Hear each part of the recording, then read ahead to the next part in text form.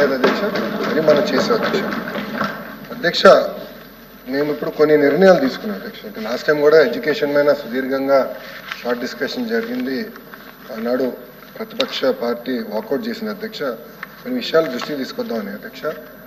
Guaranteed FLN మేము ఒక నిర్ణయం ఏం తీసుకున్నాం అంటే, ప్రభుత్వ పాఠశాలలో we want to guarantee FLN, learning outcomes రావాలి, అవుట్పుట్సే కాదు అవుట్కమ్స్ రావాలనేది ఒక లక్ష్యంగా పెట్టుకున్నాం.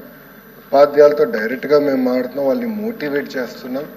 లెర్నింగ్ అవుట్కమ్స్ పైన ఎక్కువ శ్రద్ధ పెట్టాలనేది ఒక లక్ష్యంగా పెట్టుకున్నాం అధ్యక్ష. అది చేస్తున్నాం. దాని తర్వాత అధ్యక్ష, నైతిక విలువలు, సమాజంలో మార్పు రావాలంటే నైతిక విలువలు అనేది చాలా చాలా అవసరం. మహిళల్ని గౌరవిస్తాం కానివ్వండి, రాజ్యాంగంలో ఉన్న మన హక్కులు బాధ్యతల గురించి మాట్లాడతాం కానివ్వండి. అదేవిధంగా చాగంటి కోటేశ్వరరావు గారిని అడ్వైజర్గా, క్యాబినెట్ ర్యాంక్ ఇచ్చి అడ్వైజర్గా నియమించి ఆయన రూపొందించిన పుస్తకాలని మేము ప్రింట్ చేసి పిల్లలకి ఈరోజు అందజేస్తున్నాం అధ్యక్ష. అధ్యక్ష, ఈ సభాముఖంగా చాగంటి కోటేశ్వరరావు గారిని మనం అభినందించాలి అధ్యక్ష. ఎందుకు చెప్తున్నానంటే, ₹1 తీసుకోవట్లేదు అధ్యక్ష ఆయన ప్రభుత్వం నుంచి. నేను స్టన్ అయ్యా. కనీసం ఫోన్ కూడా తీసుకోవట్లేదు ప్రభుత్వం నుంచి.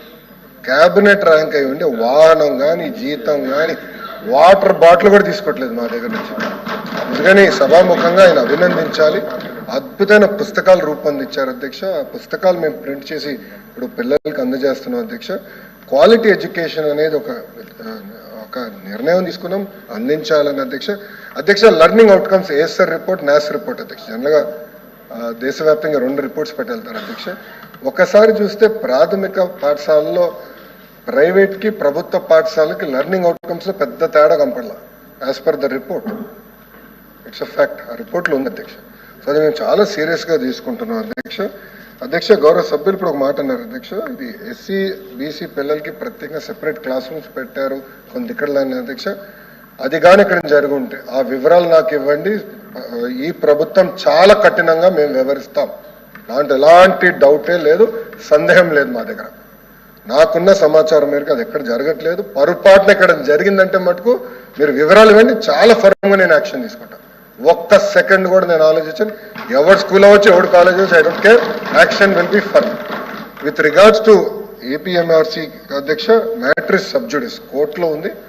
కోర్టు నుంచి బయటకు వచ్చిన తర్వాత నేను ఎలాంటైనా యాక్షన్ తీసుకోగలుగుతా. అది మేము లీగల్గా ఎట్లా చేయాలో అది మేము టేకప్ చేస్తాం.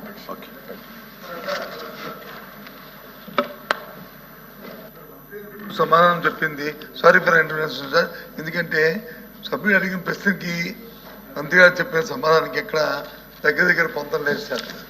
ప్రైవేటు కార్పొరేట్ పాఠశాలలో ఫీజు నియంత్రణకి ఏదైనా కమిటీ వేస్తున్నామా? ఆర్టీఐ యాక్ట్ ప్రకారము ఏదైతే ప్రైవేట్ పాఠశాలలో చదువుతున్న పిల్లలు ఎవరైతే ఉన్నారో వాళ్ళకి ఇస్తున్న ఫీజుల్లో ప్రభుత్వం వాళ్ళు చెల్లించవలసిన దాన్ని ప్రభుత్వం చెల్లించాలి. దానికి ఏదైనా నియంత్రణ చేశామా? ఆ సమస్య మీద వచ్చి ప్రశ్న అధ్యక్షుడు.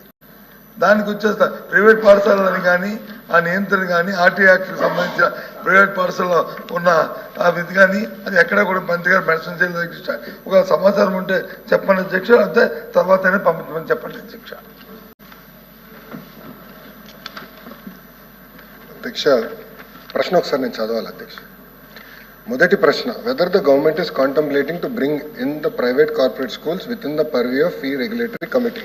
నేను ఇచ్చిన సమాధానం, APS-ERCMC Act has been enacted in 2019. రెండో ప్రశ్న, if so at what time it will be implemented? It is already implemented కనుక this question does not arise. Third and fourth, the steps taken for implementation of common fee pattern for all private schools.